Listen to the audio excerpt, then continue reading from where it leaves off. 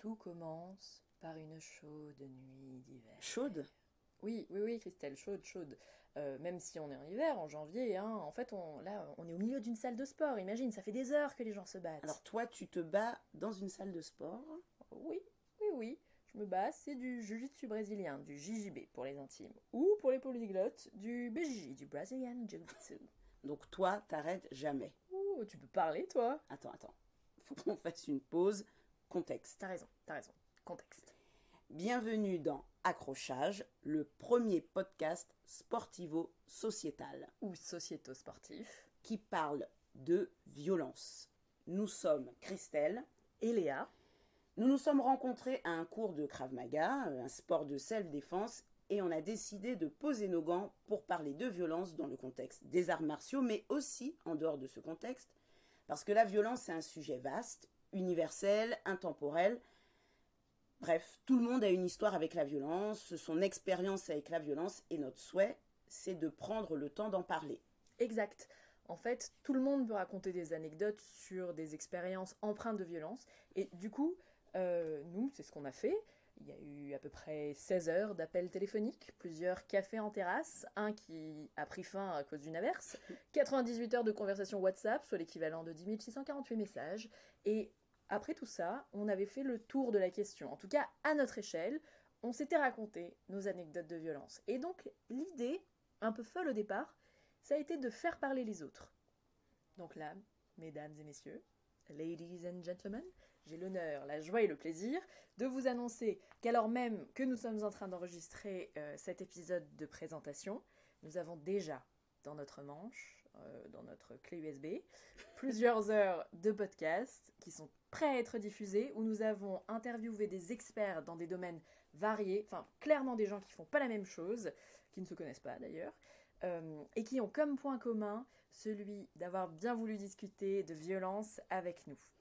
Et l'objectif, c'est de continuer sur cette lancée, en invitant des combattants, des combattantes, des non-combattants, des non-combattantes, c'est-à-dire des sportifs, sportives, des psys, des historiens, historiennes, sociologues, philosophes, bref, toute personne qui approche la violence d'une façon ou d'une autre. Et voilà, tout est dit. Donc, ça y est, ça, c'était le contexte et une rapide présentation de ce que l'on veut faire et de ce qu'on va faire avec Accrochage.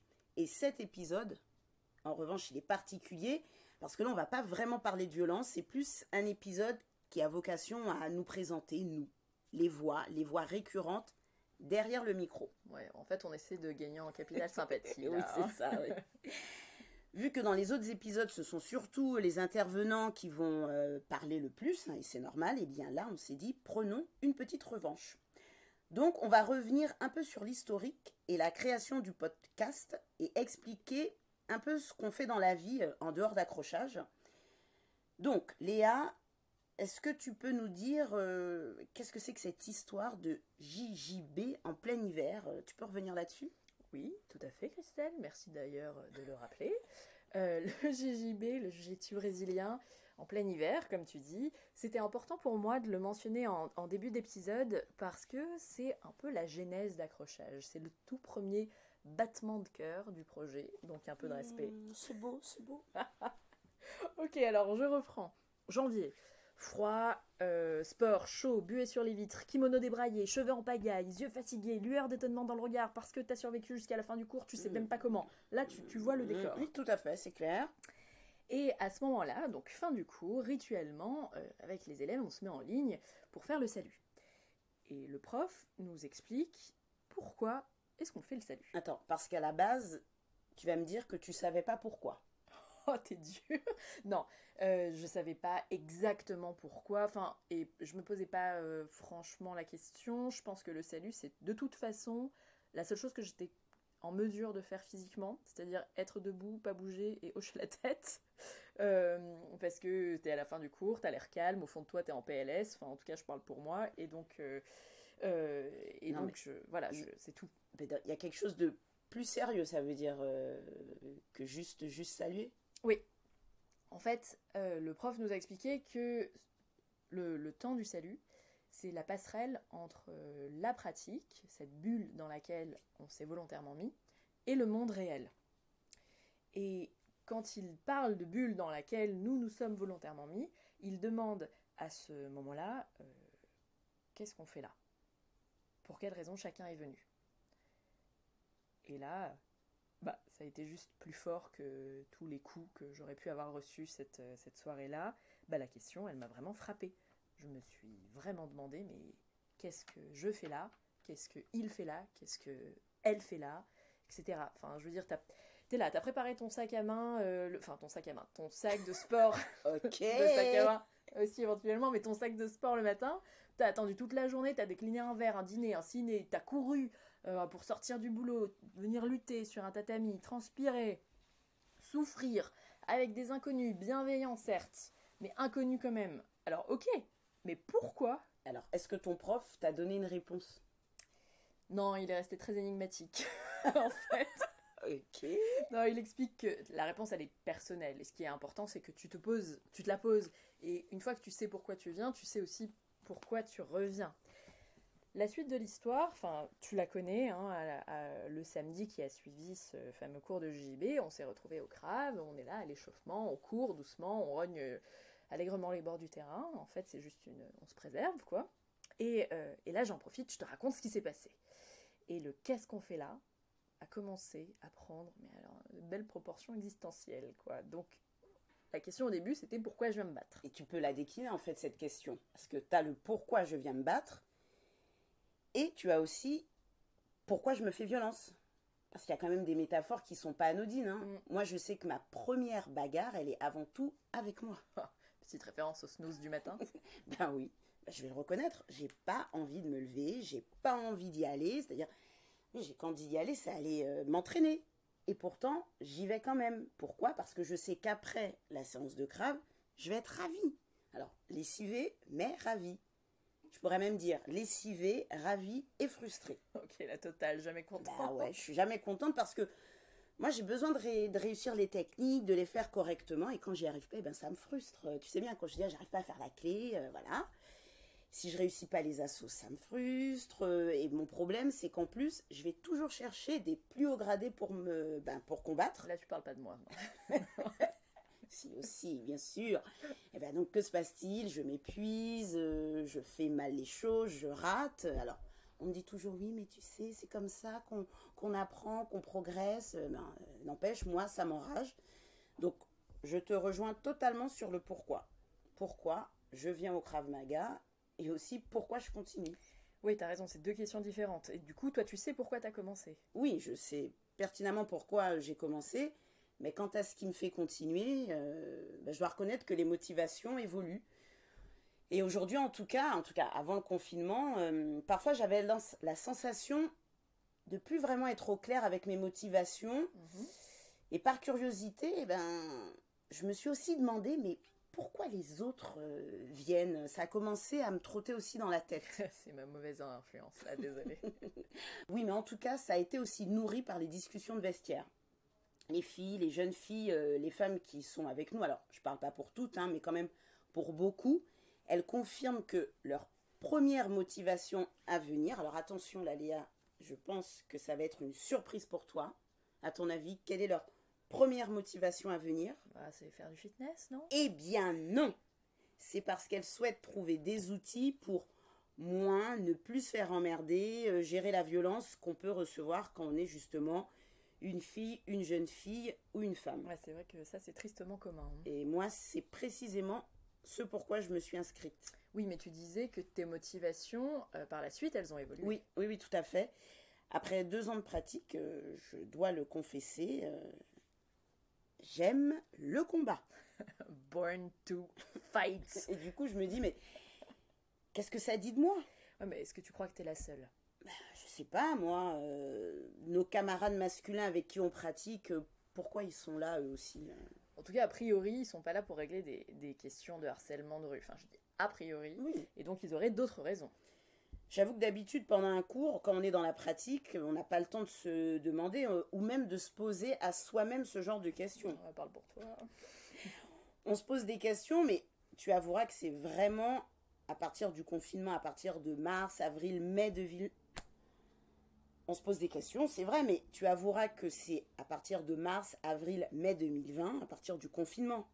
À défaut de pouvoir vraiment pratiquer, craver, boxer, jujitser, bref, de se bagarrer, c'est à partir de ce moment-là qu'on a vraiment pu se poser et réfléchir. Oui, c'est vrai, c'est vrai, c'est vrai. D'ailleurs, on a pu analyser des exemples. Par exemple, je sais pas si tu te rappelles, le jour où je t'avais envoyé une vidéo où tu avais des altercations qui étaient assez vives ou des attaques au couteau, Ouais. plutôt réelles, Et nous, on est arrivé au joli constat qui était bon, bah voilà, on a beau faire de la self-défense, il n'est pas dit qu'on arrive à restituer quoi que ce soit en situation d'agression. Alors, on essaie de trouver des raisons. Est-ce que c'est parce qu'on resterait un peu tétanisé face à la situation à cause de nos personnalités, on est trop gentil? Ou est-ce que c'est ça, la personnalité, les conditionnements sociaux? Et donc, pourquoi est-ce qu'on continue à pratiquer quand, en gros, self ou pas self, enfin, même pas sûr que ça serve si on se fait agresser. Et malgré ça, on va pas se voiler la face. Pendant le confinement, toi et moi, on n'arrêtait pas de se le dire, hein, on était en manque de pratique, en manque de crave. Et moi, du coup, je me suis même demandé, mais Christelle, est-ce que tu as un problème avec la violence? Et bam, voilà, violence, le mot a été lâché, répété, usité, et donc la violence c'est devenu un peu notre sujet.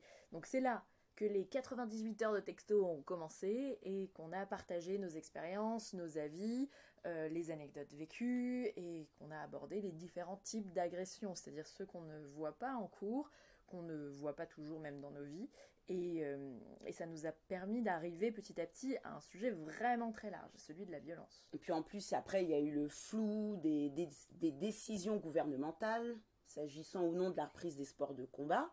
Et donc on s'est dit, autant aller chercher nous-mêmes les réponses à nos questions.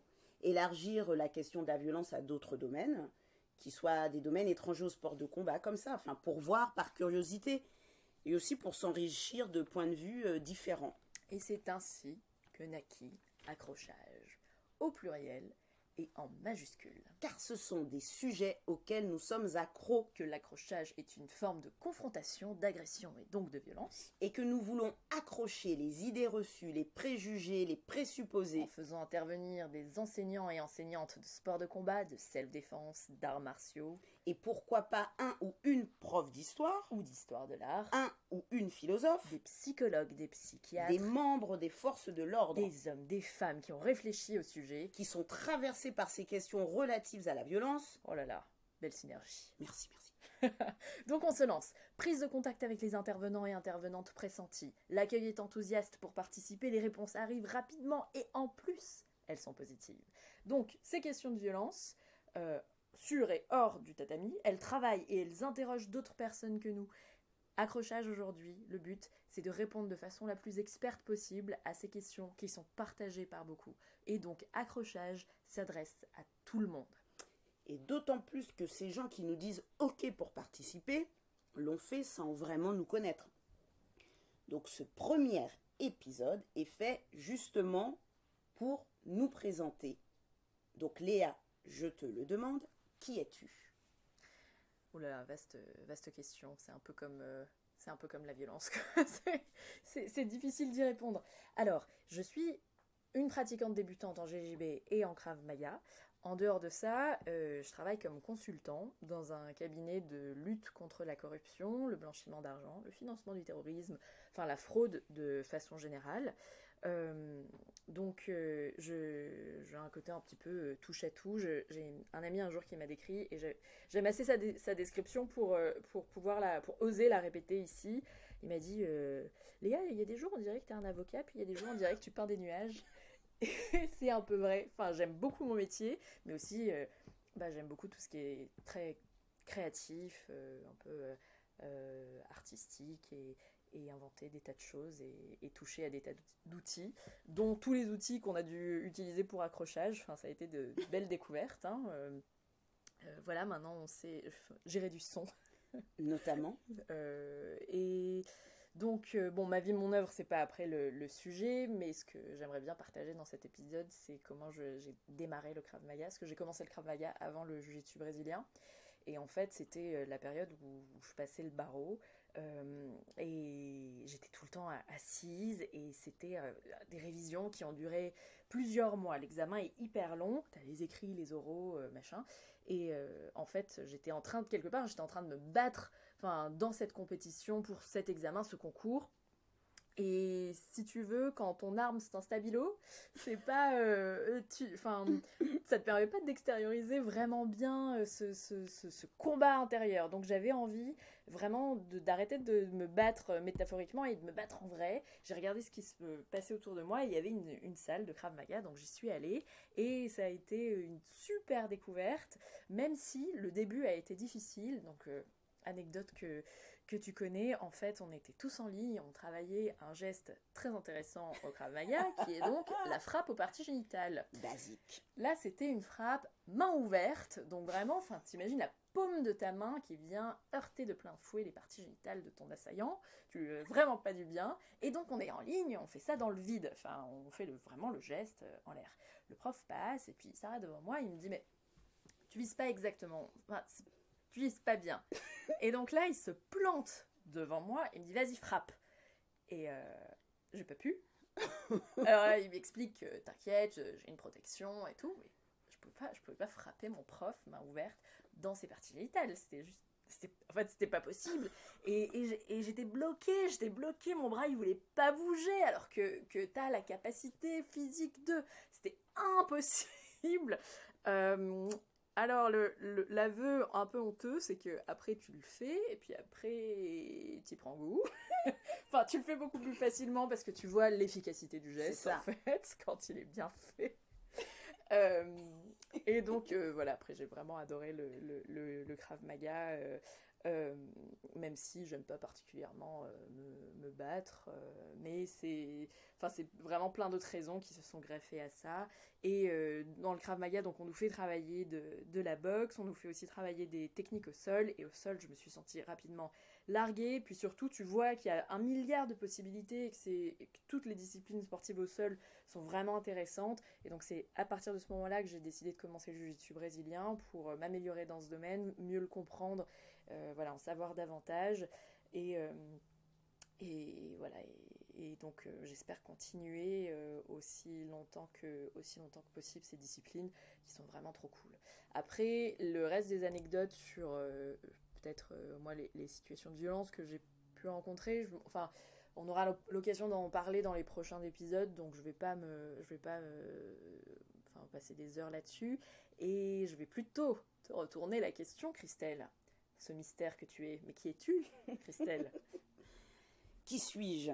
Je suis une craviste débutante, puisque je n'ai que 2 ans de pratique, et encore, il y a eu les mois de confinement qui sont passés par là. Mais avant tout, je suis une pratiquante de yoga. Donc, comme on s'appelle, je suis une yogini. J'espère le rester jusqu'à la fin de mes jours. Et c'est vrai que certains me disent « Krav, yoga Krav, c'est très différent ». Non, c'est pas différent. Enfin, ça peut l'être, mais moi, ce que j'aime dans ces pratiques, c'est le fait d'aller de me pousser jusque dans mes ultimes limites, même si mes limites à moi, elles sont quand même atteintes très rapidement. C'est-à-dire, dès l'échauffement, voilà, je me dis, oh mon Dieu, encore 1 heure, encore 1h29. Bon, l'échauffement ne dure pas 1 minute, encore 1h15, voilà. Donc, il y a aussi ça en point commun, tant au Krav qu'au yoga. Et sur le pourquoi j'ai commencé le Krav, c'est parce que j'ai vécu une situation de presque agression à laquelle j'ai échappé, mais grâce à mon intuition, parce qu'à cette époque, j'avais jamais fait d'arts martiaux, si ce n'est du judo, mais comme plein, quand j'étais gamine. Et donc, c'est vraiment mon intuition qui m'a sauvée de ce mauvais pas, mais après ça, je me suis dit, non, mais plus jamais, quoi. Il me faut des outils pour éviter ça. Bon, dans les faits, depuis que je pratique le Krav, je me rends compte que Krav ou pas Krav, cette situation d'agression, elle pourra totalement se reproduire. Et c'est pas parce que je fais du Krav que je vais l'éviter. Mais néanmoins, après cette situation, j'avais besoin d'un truc pour reprendre le pouvoir, quoi, pour reprendre la main. Et puis, j'ai décidé de continuer, même si je me suis rendu compte que Krav ou pas Krav, j'aurais quand même pu la subir. Pourquoi j'ai décidé de continuer? Parce qu'en fait, le craft, ça associe tout ce que j'aime. Donc, comme je le disais, le travail sur le corps, le fait de te pousser dans tes limites. On travaille les automatismes et puis aussi on réfléchit sur les mécanismes d'agression. Et ça me passionne en fait. Comment se noue une agression, comment elle va se défaire, comment tu peux stopper une agression, alors par des techniques physiques, mais aussi par des choses qui ont attrait au non-verbal. Donc, je trouve ça vraiment passionnant. Et puis quelque chose que j'ai découvert, c'est que, alors je sais pas si je vais dire que j'aime le combat, mais si je suis quand même obligée de dire que j'aime le combat, même si j'aime pas avoir mal, paradoxalement, j'aime pas avoir mal, tu comprends très vite pourquoi il faut garder ta garde haute en combat. Mais ouais, j'aime bien combattre parce que j'aime bien gagner, même si bon, de fait, je gagne assez peu. Oh, t'es un peu dur. Si, je gagne assez peu, mais bon. Mais parce qu'en plus, au craft, t'as du combat dur, donc là, ça va faire mal. T'as des combats souples, là, ça fait un peu moins mal.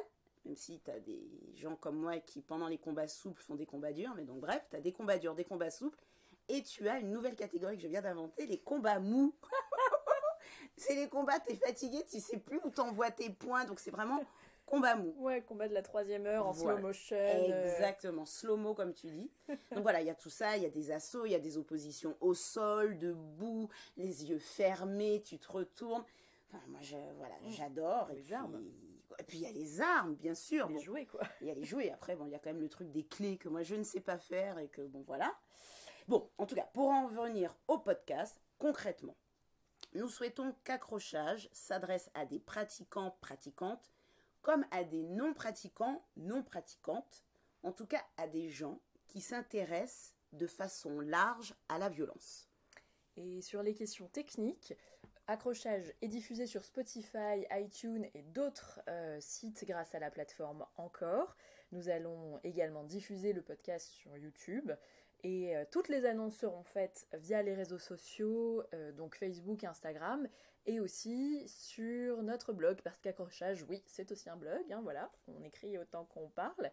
Et bien entendu, vos commentaires, questions, recommandations, idées d'intervenants même, sont absolument les bienvenus. Vraiment. Et Léa, pour clôturer, je te propose d'exorciser tous les jeux de mots avec Accrochage.